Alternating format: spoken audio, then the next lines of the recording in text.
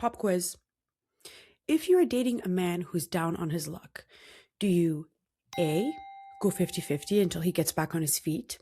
B, go 50-50 with him indefinitely because you're his ride or die? C, hit up your network and try to find him a new job? D, let him move in with you? Or E, cheat on him?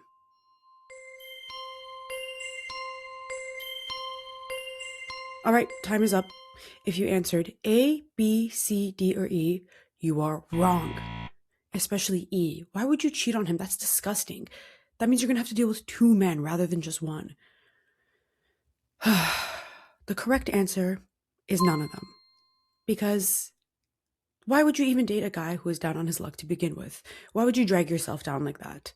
This is an episode about my origin story of how I dated an emotionally abusive and manipulative man for 5.5 years. And I want to share this because A, I've never had an original experience in my life, so many of you listening have probably been in a similar situation. B, the lessons I learned from this relationship show up every single week on this show. So discussing this origin story is going to be filled with so many gems for all of you. And C, this topic was requested by one of you baddies. So if you ask, I shall deliver. All right, with that, DJ, cue up the theme song. No, I said the theme song, not the game show song. There we go.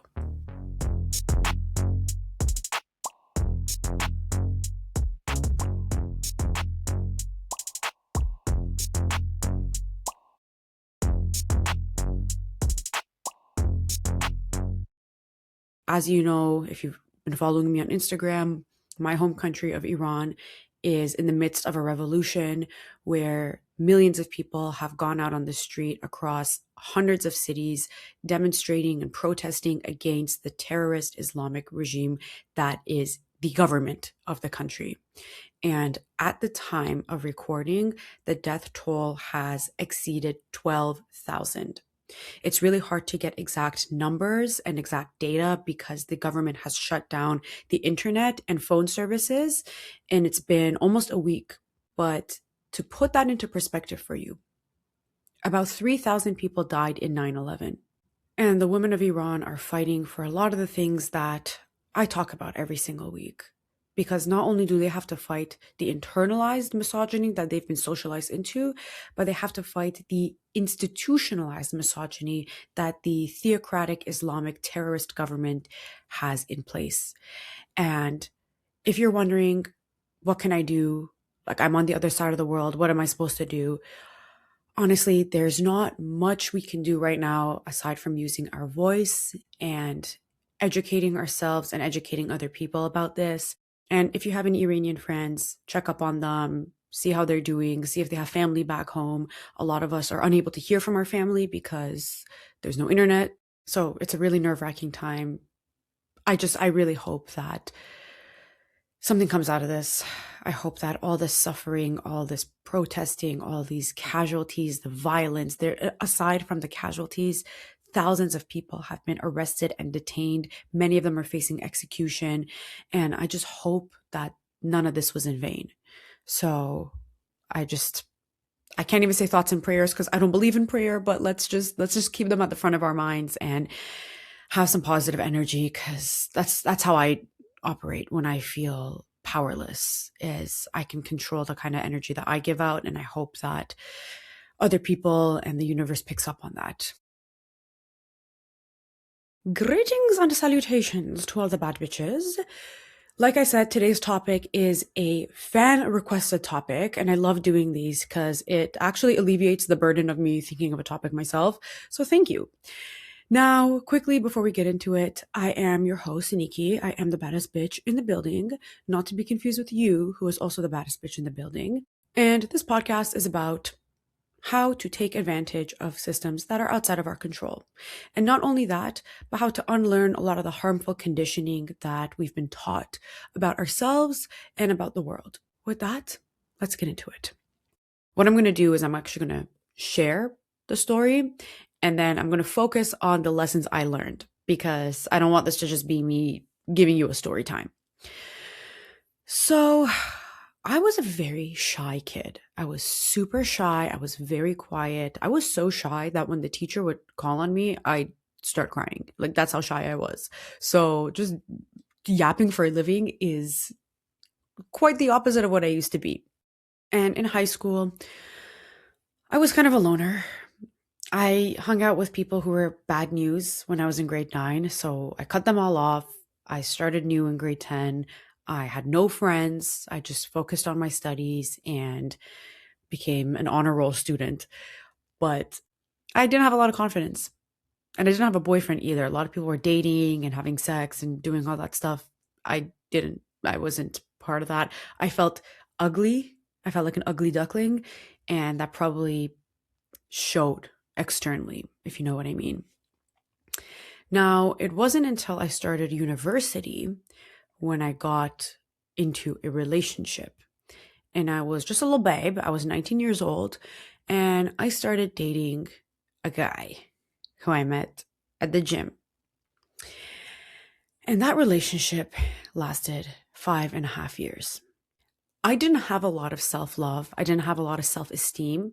And I thought that dating somebody and having them love me would make me love myself. And girl, oh my God, was I wrong. Oh my God, was I wrong. And that line of thinking was what enabled me to stay in that relationship for so many years. Half a decade is a really long time. It's a really long time. So throughout that relationship, and I should mention he was 2 years older than me. So he was finishing up university. I was in second year.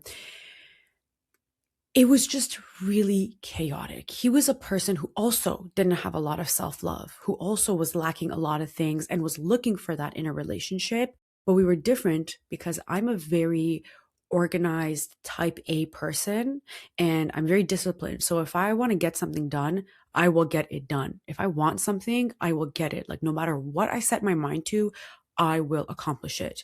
That's the mindset I had when I was 15 and I was a loner and I wanted to make honor roll. And that was the mindset I had when I was in university because I still wanted to be top of my class. I still had other extracurriculars I was focusing on. I was competing in powerlifting at the time. I started competing when I was 19. So I was a very, and still am, a very disciplined person. He, on the other hand, was not. He had all these goals and aspirations that he wanted to achieve, but he lacked the discipline and the ability to put them in action. For example, he would also compete in powerlifting. And while I had a pretty easy time cutting into my weight class before competitions and having a good prep, getting everything done, doing everything that I needed to do, he was the opposite. He would struggle losing weight. He would struggle being consistent in the gym. He was just on this constant struggle bus, on a constant struggle bus. And I thought it was my responsibility to go in and fix him. I thought that, okay, you can't lose weight. Let me help you. Let me meal prep for you. Let me grocery shop for you. Let me count the macros for your meals and bring them to you at work. And that's what I was doing. I acted as a meal prep service. And guess what? It didn't work. It didn't work. And not only from that one instance, but from many other things, he resented me. And we're going to get into that when I talk about the lessons. But what you should keep in mind right now is that I tried so hard to fix him and none of it worked. And for me, my thought process was, okay, if I help him lose weight, he's going to see the result of that and he's going to love me even more.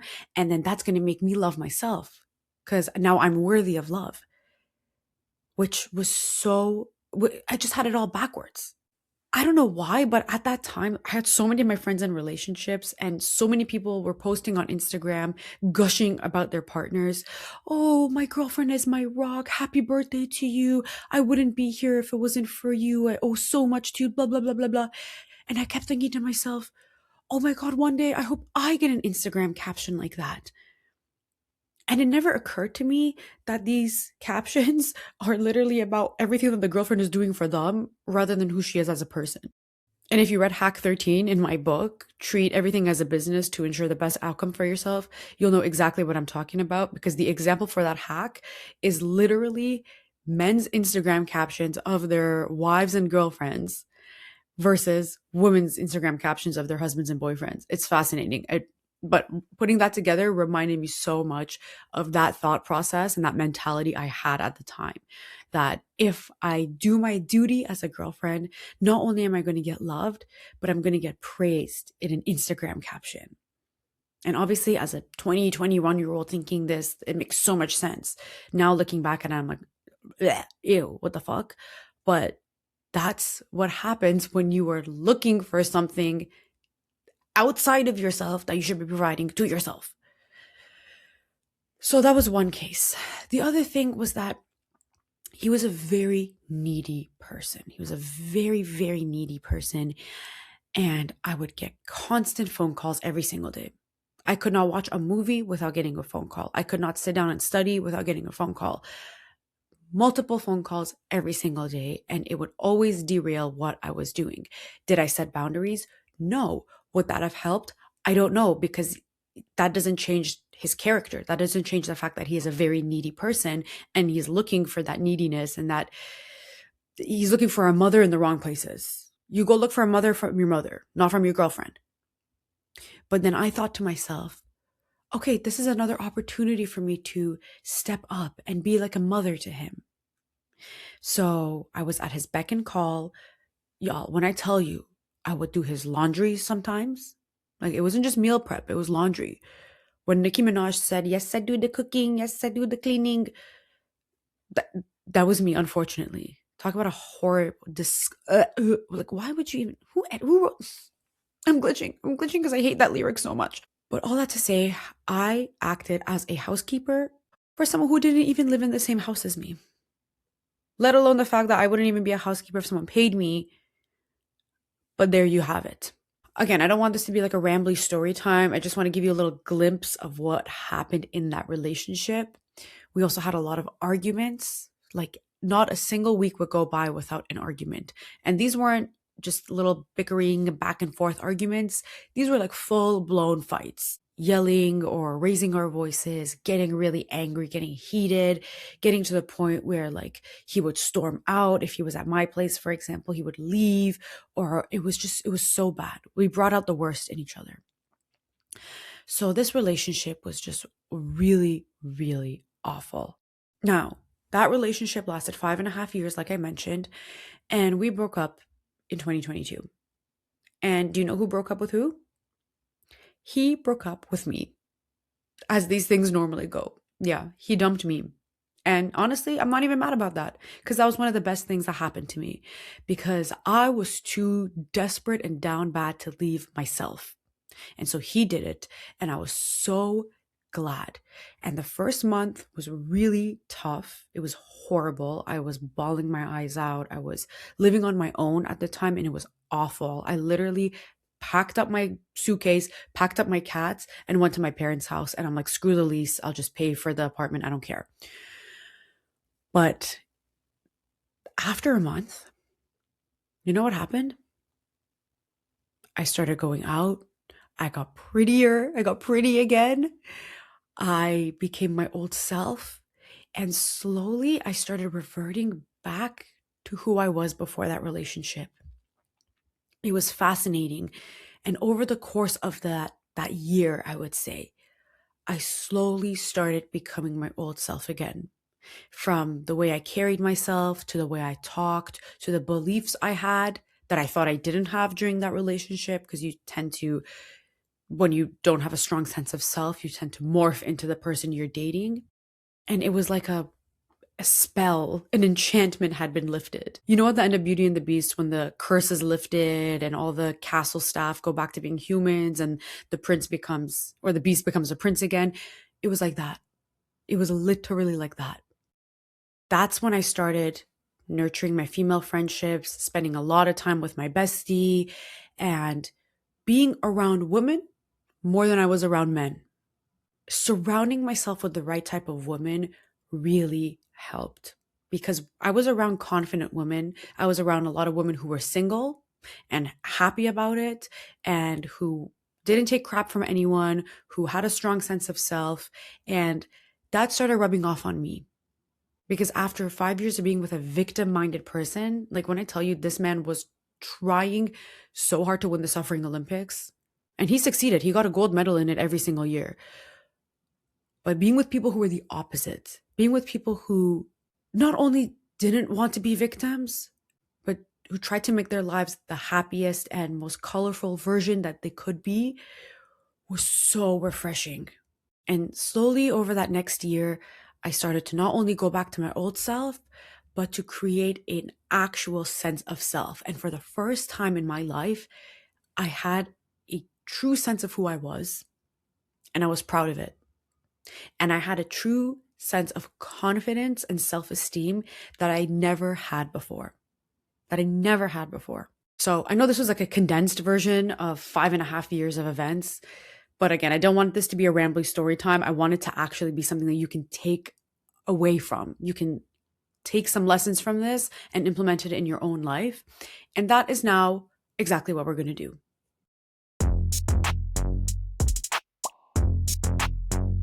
Okay, so to prepare for this episode, I did something that I've never done before. I opened up my journal and I just started writing. I thought to myself, I want some lessons about this relationship that I can share with my baddies. I'm just going to take pen to paper and just start writing. And that's what I did nonstop. I was just writing for like 20 minutes. And if I couldn't think of something to write, I took another colored pen and I just wrote, I'm thinking. And then another thought would come into my mind. I take my black pen again and continue writing. And I think that's called free journaling or something like that. I'd never done it before. So I'm going to refer to my journal as I speak to you. So the first lesson, and these are not in any particular order, is that people will push you as far as you let them. I've talked about this a lot on this show, and the origin of this line of thinking comes from my relationship. Even the nice guys, even somebody who you think, oh, they'll never take advantage of me, they'll never treat me badly, you're wrong. People will push you as far as you let them, because people are looking at you, especially within the first interaction and the first few times they meet you. They are looking at you for cues on how you treat yourself. And that's how they pick up how they're going to treat you. If they see you as somebody who doesn't respect herself, doesn't have a lot of self-love, a lot of confidence, and is ready to be pushed around, they will pick up on that. I promise you, because a nice guy is still a guy, and they will take your lead on how you treat yourself. I've mentioned this before. When I worked corporate, it was the same people who would have extremely heavy workloads every single day. Why? Because in that first yes of, oh, can you take on this project? Sure. They set that precedent. And once you set a precedent, it is extremely hard to reverse it, especially as time goes on. And that actually leads me to my next lesson, which is that a relationship is a web of precedents. You might remember an episode I did a few months ago where I talk about how you need to do less. You just need to do less to get people to do more. And I mentioned there that life is a web of precedents. The exact same thing is true in a relationship, because you are setting a precedent of how you want to be treated. That's why you go in first few dates looking like $1 million. That's why you go in acting like a spoiled brat, because very early on, that's when you set the tone. You have to be an advocate for yourself, and that starts with the way you carry yourself. So when I set the precedent that I'm going to meal prep for this guy, I'm going to do his laundry, I'm going to come to his work and drop off his lunch that I prepared, I'm going to answer his phone call every single time. When I set those precedents, I'm sending a certain message. I'm saying that I will be at your beck and call. I will be there no matter what. I will be your ride or die. And if somebody sees you as their ride or die, it's done. Like, I would rather die than ride out for someone like that. I'm sorry. The only person who I'm a ride or die for is myself. Nobody else is getting that from me, because frankly, that's embarrassing. Why would you be a ride or die for a man or for anybody besides yourself? But people know when you're in that stupid ass ride or die pick me mode, and they're going to make sure that they run you ragged So set the precedent early on. And if you're like balls deep into a really bad precedented relationship, bye-bye, out.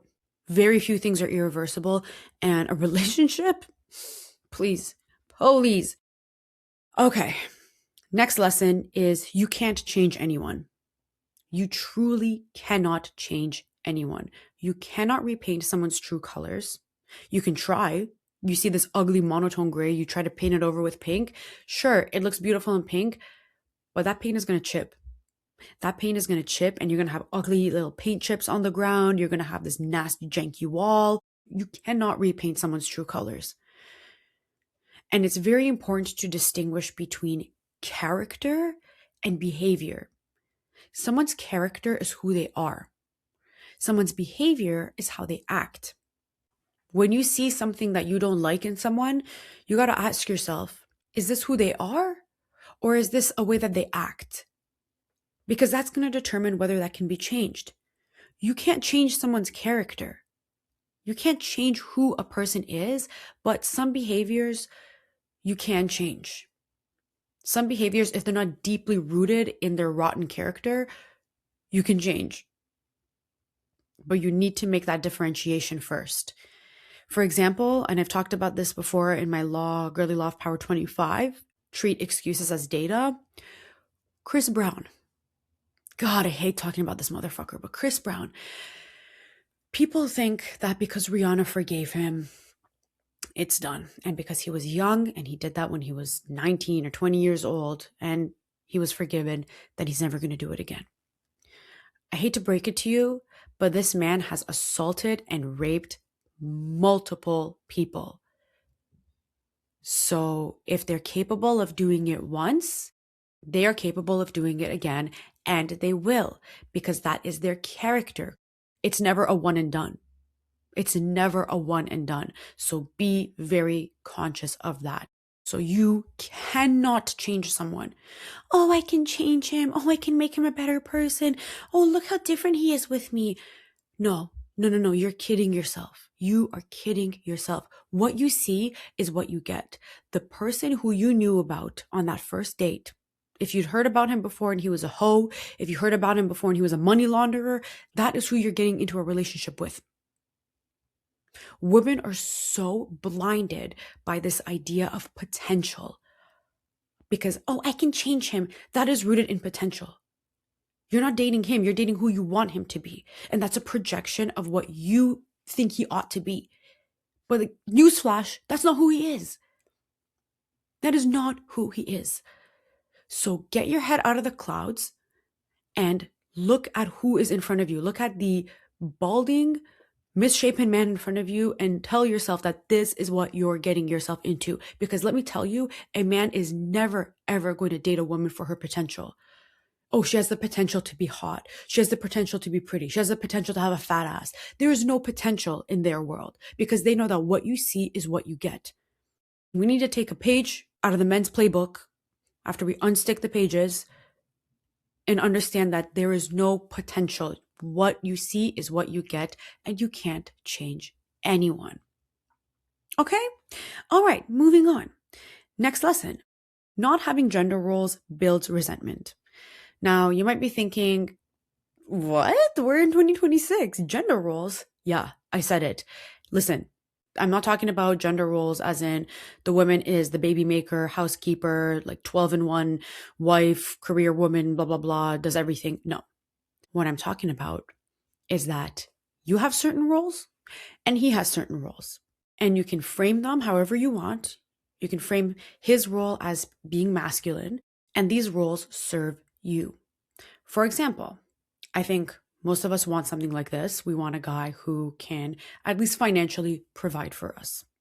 Now, socially, that has been tied to masculinity. That's pretty made up. That is a made up gender role, but that's tied to masculinity. And a lot of men get a sense of value and a sense of, oh, I'm the man from that. Great. That serves you. As long as you're not dependent on him, that serves you. So there's a role. Give him that role. As a woman, your role, for me, it's to be a spoiled brat. And I tie that to femininity and I make that gender coded so that we have these clearly defined roles. Like sir, your job is not to be a spoiled brat. My job is to be a spoiled brat. My job is to be taken care of, not because I can't, but because I want to. And tying that to gender in their primitive minds, bless their hearts, in their primitive minds, it makes them feel good. And again, this is not in a way to subjugate yourself. This is not in a way to be soft and non-threatening and with all this femininity crap that you see online. I'm not talking about that. What I'm saying is you need to have clearly defined roles for what he does best that suits you, what you can do best that suits you. And at the end of the day, it suits you. And listen, everyone wants to feel like they're wanted and that they're good at something and they're using that skill regularly for good. So it's important to at least have some roles along those lines, along each person's strengths, so that they can feel valued and appreciated. What I was doing wrong in that relationship was I was doing everything. And not only did that make me exhausted and resentful, and it made him feel emasculated. I mean, as much as he could, because he wasn't really much of a man to begin with, but it made him very resentful because we were competing with each other. And I always say complement, don't compete. So look at that person and see where they get their sense of self from. What are their weaknesses that they're trying to hide? How can you charm them and make them feel like those weaknesses don't exist? How can you look at their strengths and look at their sense of self and tie that into a way that benefits you and the relationship, that creates a sense of harmony? And you can do the same thing with yourself because it is give and take, but for you, it's a lot more take than it is give, at least in my eyes. But you need to have a dynamic that works for you. So it's not along the traditional gender roles of he's going to provide and he's going to go out in the world and I'm going to keep house. That is absolutely not what I'm talking about. That's absolutely not what I'm talking about. That is my biggest nightmare. That is not what I'm saying here. And another thing to keep in mind is that men don't really lead. They don't. Men like to think they're good leaders and they're natural leaders. They're not. If you look at like any household, the woman leads. The woman is the head of the household. I love that saying in My Big Fat Greek Wedding, the man is the head and the woman is the neck. And she can turn the head any way she wants. But the thing is, the woman is also the head. The man just thinks he's the head. The man might get head and be like, oh, I'm the head. But no. You are the head, babes. You are the head. Let him have the token power position. Let him do the things that are superficial but very obvious shows of leadership, like driving and paying and the traditional things like that, because that's the token power position. You're the one who calls the shots. You know what I mean? So like let bless their hearts. They're so simple. Anyway, having clearly defined roles so that no one steps on each other's toes and everyone feels appreciated and is contributing to their part. He's doing 90%, you're doing 10, is the way to go.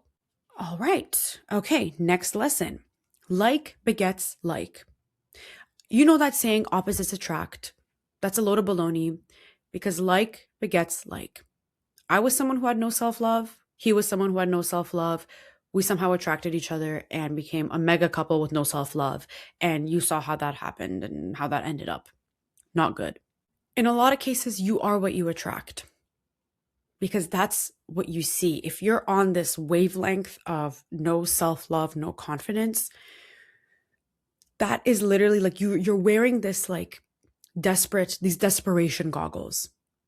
And that only enables you to see other desperation. And that's what you'll attract. And that's who you'll end up with, a fellow desperee or somebody who isn't desperate in the same way as you, but will take advantage of your desperation. So if you think that someone will come into your life who's different from you and they can fix you, remember what I said about fixing people. You can't fix anyone. And that's the same for somebody trying to fix you. So you're going to usually attract somebody who's on the same wavelength, on the same level as you. And if you are a complete and utter mess, then guess what? You're going to end up with a complete and utter mess, or you're going to end up with somebody who can hide their complete and utter mess and take advantage of you. And that leads me to my next point, which is your fear of being alone will enable manipulation and abuse. This is why I did my episode, Girly Love Power number 29, Stop Being Afraid of Being Alone, because Truly nothing good comes out of a fear of being alone. Literally nothing. Aside from that fear is this saboteur living inside of you who enables bad things. I'm not saying this is your fault in any way, shape, or form. I'm saying that there's that part of you that prevents you from leaving those situations. A lot of the time when people are like, oh, well, that's a really bad, toxic, abusive relationship. Why doesn't she leave? Even looking back at myself, 5.5 years I stayed in that manipulative, toxic, and at times abusive relationship. Why? Because I had a fear of being alone.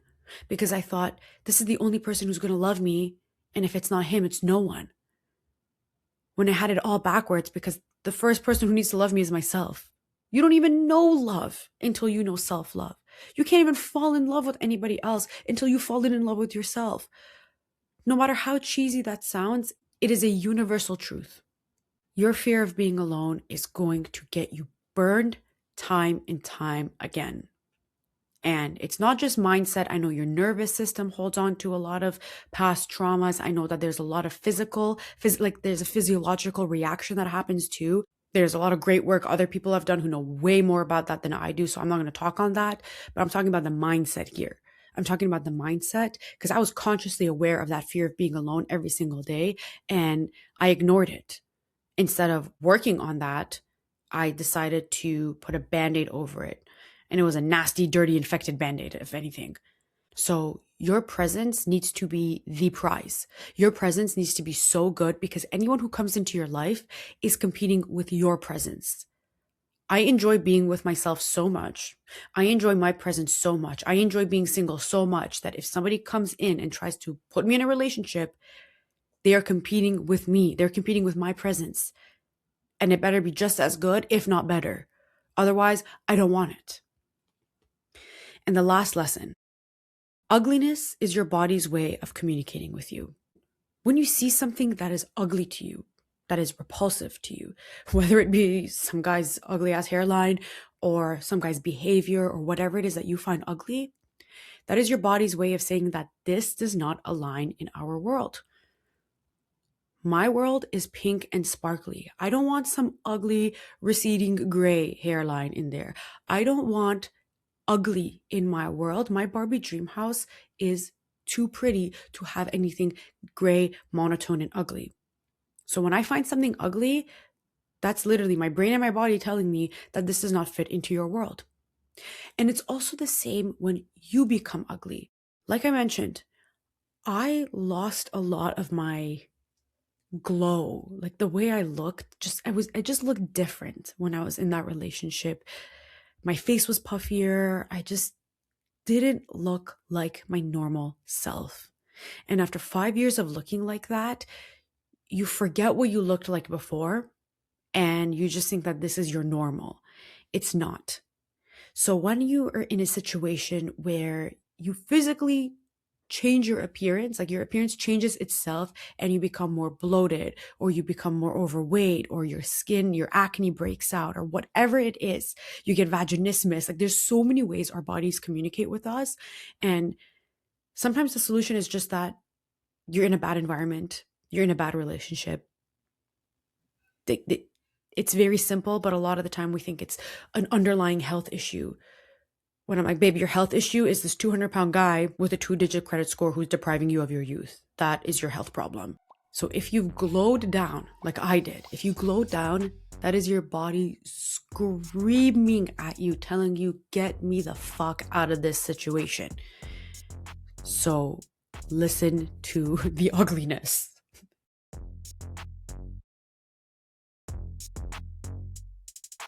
All right, that was my origin story and my 7 lessons from this butt crack relationship.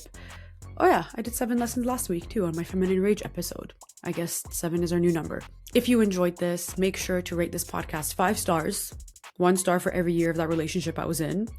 Just a reminder that if you haven't gotten a copy of my book yet, girl, what are you doing? The link is in the show notes. You can get it on Amazon as a paperback, hardcover, Kindle, and I have a separate link if you want to get an EPUB file or a PDF. Don't forget that you are the baddest bitch in any building that you step foot in. Until next time, stay bad. Love you. Bye. Thank you to all the baddies who are supporting on Patreon. Shout out to Kate, Danny, Adriana, Mina, Gemma, Priya, Katya, Melissa, May, Naomi, Nilufar, Adelaide, Nadia, Faith, Amy, Simran, Melinda, Sophia M, Sophia K, Jada, Yael, Roselle, Amara, Kat, Delia, and May. Thank you all so much.